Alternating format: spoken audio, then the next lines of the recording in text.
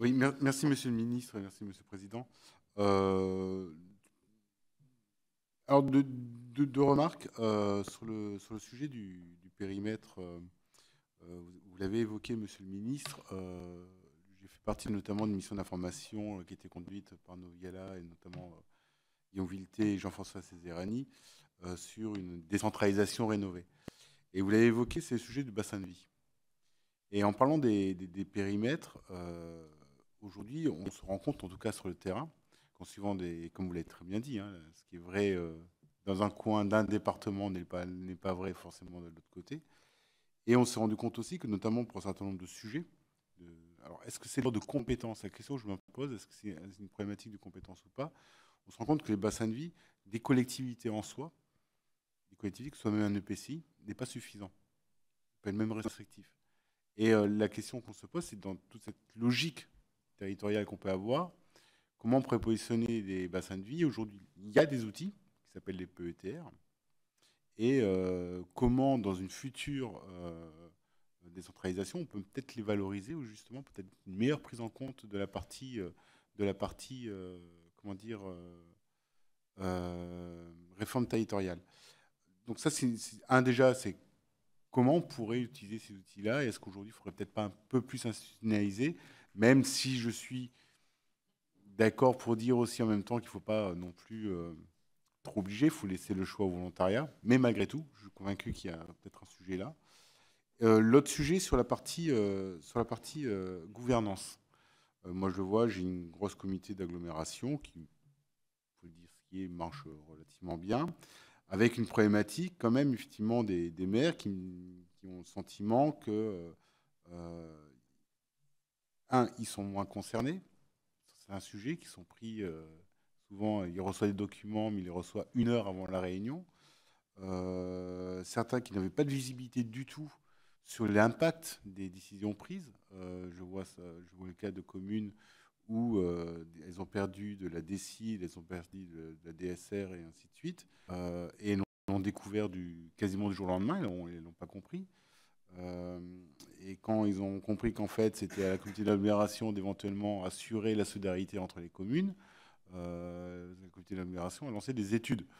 Elle a fait appel à l'aide des experts pour pouvoir déterminer qu'est-ce qu'elle pouvait faire ou pas faire. Donc voilà, je suis toujours un peu troublé dans tous ces gros mouvements, et vous l'avez dit, hein, on a des élus qui aujourd'hui ont subi un certain nombre de réformes. Comment peut-on s'assurer aussi aujourd'hui de la bonne information et de la bonne formation de nos élus? Parce que je pense que ça, c'est un gros sujet. Effectivement, on parle beaucoup aujourd'hui de ce que nous faisons ici, on fait beaucoup de concertations, c'est une chose, mais malgré tout, je sens sur le terrain que souvent, il y a l'information a du mal à passer, la compréhension a du mal à passer, et que souvent, des maires, et notamment des maires de petites communes, euh, prennent des décisions ou suivent des décisions sans forcément en avoir tous les tenants et aboutissants. On commence par là.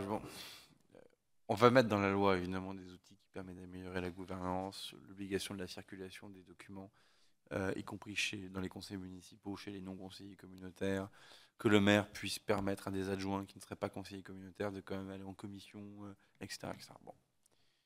Les conseils des maires obligatoires, enfin pardon, mais entre nous, je le dis, c'est aussi un échec que de devoir le mettre quelque chose de plein de bon sens dans la loi. Mais de toutes les évidences, on le met dans la loi parce que on le met dans la loi parce qu'on voit bien que c'est pas le cas partout. Et puis il suffit de regarder le courrier qui arrive chez moi pour voir que beaucoup de maires se plaignent de se retrouver au conseil communautaire désœuvrés sans avoir eu des travaux préparatoires dans un conseil des maires. Donc ceux qui le font déjà sont un peu surpris qu'on le mette dans la loi, mais en même temps, pour tous ceux qui n'ont pas cette chance-là, parce qu'il y a des pratiques locales qui sont pas bonnes, qu'est-ce que je vous dis? Bon. Après, il y a une part de votre question, je dois bien avouer que c'est le charme de la décentralisation. Hein. On ne peut pas d'un côté dire que on donne du pouvoir à des échelons territoriaux locaux, qu'on les rend autonomes.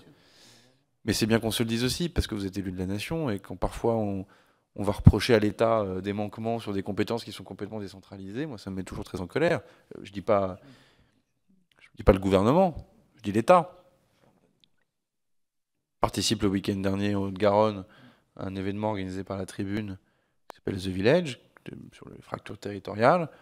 Quand vous avez des élus bretons, un élu breton, pas des élus, un élu breton, qui vient, qui fait toute la liste de ce que l'État devrait faire en matière de transport. Mais il parlait de vélo, il parlait de transport doux, de trains régionaux euh, ou de covoiturage. Si vous voulez, moi, les bras m'en tombent. Parce que précisément, c'est pas le ministre qui parle, c'est l'élu local. S'il y a bien une compétence qui a largement été décentralisée en grande partie, c'est bien les compétences de mobilité. Donc d'un côté, on ne peut pas dire que les intercos et les régions sont autoritaires organisatrices de transport, et puis dès qu'il y a un problème, dire c'est l'État qui n'a pas ceci, qui n'a pas cela. Donc le président de la République a raison quand il dit qu'il ne peut pas y avoir de décentralisation sans responsabilisation. C'est très vrai. Après, c'est pour ça qu'il y a un truc qui s'appelle les élections municipales, et la campagne va démarrer bientôt, on le voit bien, dans lequel il faut que nous, quelles que soient nos opinions, par ailleurs, on pousse à ce que les compétences locales soient bel et bien débattues. Le prix de l'eau, tout député que vous êtes et tout ministre que je suis, on pourra toujours parler du prix de l'eau des heures et des heures. Ça restera l'autorité qui organise le service d'eau potable qui définira le barème. Donc si l'eau est très chère, c'est pas spécialement nous. Et puis si l'eau n'est pas assez chère et qu'on n'entretient pas les réseaux et qu'un jour il y a des problèmes de fuite d'eau ou des problèmes sanitaires, bah, ça ne sera pas non plus notre responsabilité. C'est pas que se défausser sur les élus locaux que de le dire. C'est de dire qu'on ratera la loi de décentralisation l'année prochaine si aussi on ne met pas du cœur à être responsable. J'ai aimé être maire, j'ai aimé être président de département, parce que j'étais responsable de ce que je décidais. Enfin, je veux dire, bon, il y a quand même aussi une part d'élus, de collègues élus dans le pays, qui ne sont pas toujours prompts à assumer complètement les responsabilités. Mais c'est là aussi où il y a un débat. Jusqu'où faut-il aller en matière de décentralisation? Parce que, moi je l'ai dit souvent à François Baroin et à nos amis de Territoire Unis, c'est que parfois le niveau de demande de décentralisation sur certaines compétences ne correspond pas à ce que les collègues maires de France, dans leur globalité, sont prêts parfois à vouloir assumer comme responsabilité nouvelle. Et c'est complètement légitime que des maires disent, attendez, on n'a pas envie de faire ça en plus. On a déjà bien du mal à faire ce qu'on a à faire jusqu'à présent. On n'a pas forcément envie d'avoir des compétences en plus, pour le plaisir d'avoir des compétences en plus. Donc ça, il faut bien le démêler, et c'est quelque chose de très important. PETR, on ne le traitera pas dans la loi engagement et proximité, on est davantage effectivement sur la grande loi des compétences et la décentralisation. C'est un outil qui est tellement contrasté en fonction des hommes et des femmes qui s'en occupent et en fonction des territoires. Moi, j'ai connu en Normandie des pays ou des PETR qui véritablement ont fait le boulot d'une belle intercommunalité, ont été très stratèges, ont réussi à faire en sorte que des sujets aussi touchy que les aires d'accueil de gens du voyage ou au contraire sur des questions de développement, qu'on évite d'avoir une piscine dans chaque village, enfin je caricature, mais enfin il y a vraiment des PETR qui ont fait ce boulot de hiérarchisation, notamment qui ont réussi à générer une économie rurale et à développer des compétences en matière de tourisme en milieu rural qui sont tout à fait intéressants. Bon, puis il y a aussi des PETR, très franchement, coquilles vides. Bon. Donc ça, il faut qu'on... Enfin, déjà, des choses ont été faites dans la loi, dans le passé. Mais parce que beaucoup de pays ont déjà disparu. Mais à la faveur de l'évolution de la carte intercommunale, créer une agglo, par définition. Bon. Mais voilà, je pense que là, il faut bien se poser aussi là-dessus, parce que dans la dénonciation de nos concitoyens sur le millefeuille, très vite, ces pays ou ces PETR apparaissent comme étant des objets facilement supprimables. Il faut le juguler.